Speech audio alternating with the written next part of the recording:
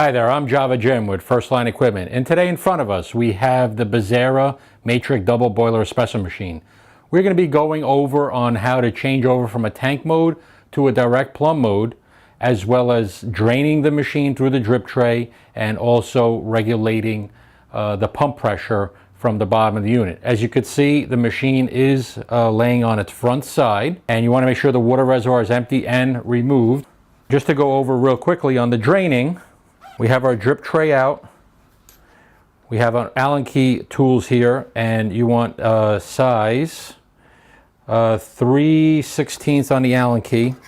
And this portion right here comes out, and you'll need a wrench in most cases to take this off.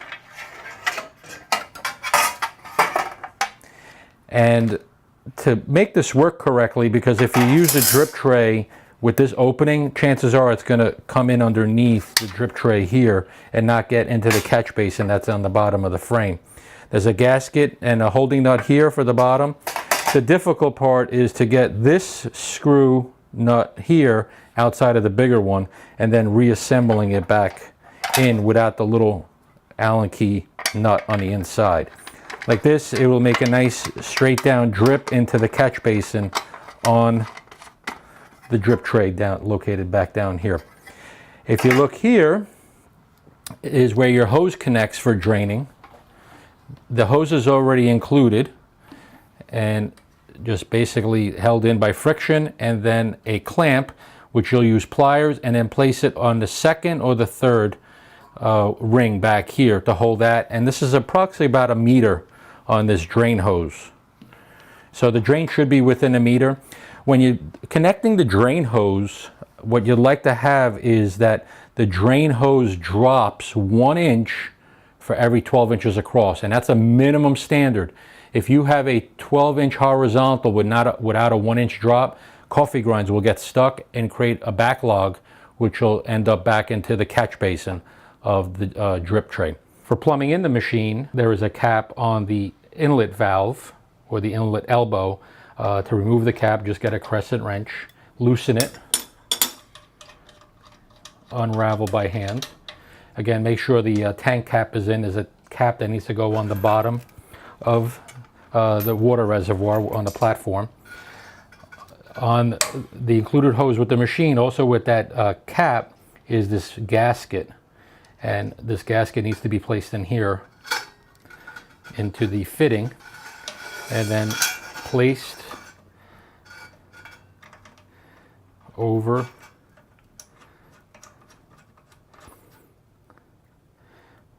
the male thread. And if you notice, if the hose is loose, it means it's not tight enough.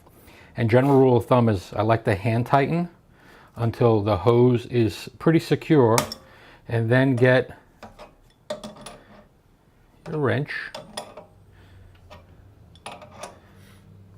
and tighten.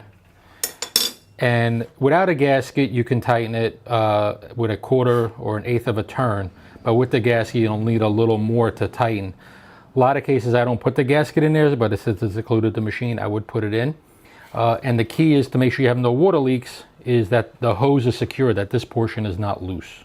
On the other end, we have 2 fittings that go on the 3/8 BSPP fitting that's at the end of the other hose. And this is the biggest challenge when plumbing in a European espresso machine, is they typically have the BSPP female fittings.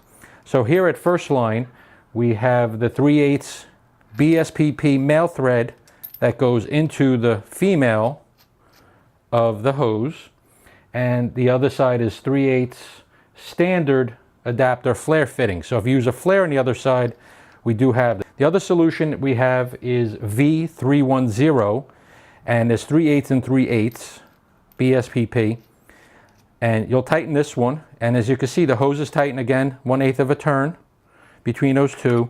But on this one, on the 3/8, you're going to put some Teflon tape, and since this is a brass fitting, the threads can change or move a little bit. So we would take some Teflon tape, several rotations around,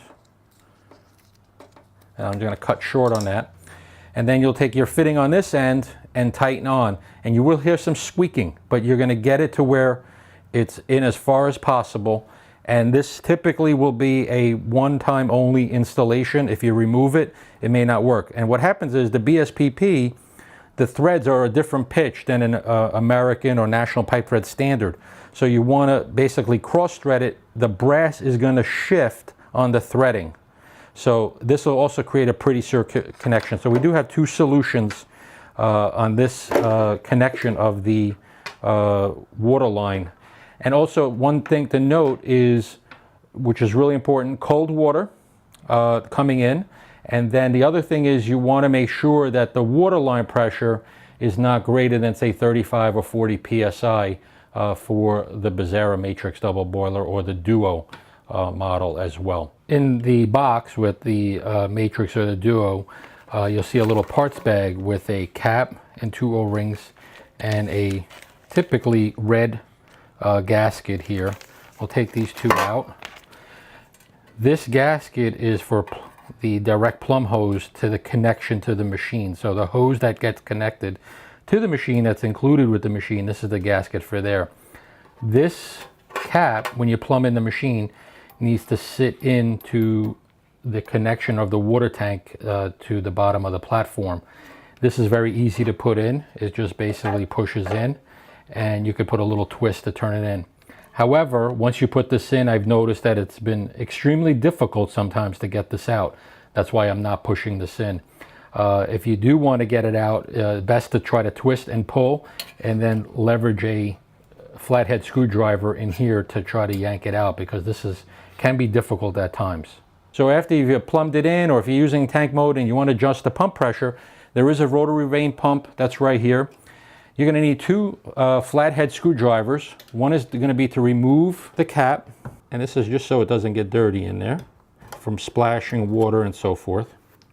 And then you'll need a larger screwdriver that will basically turn this pump pressure screw.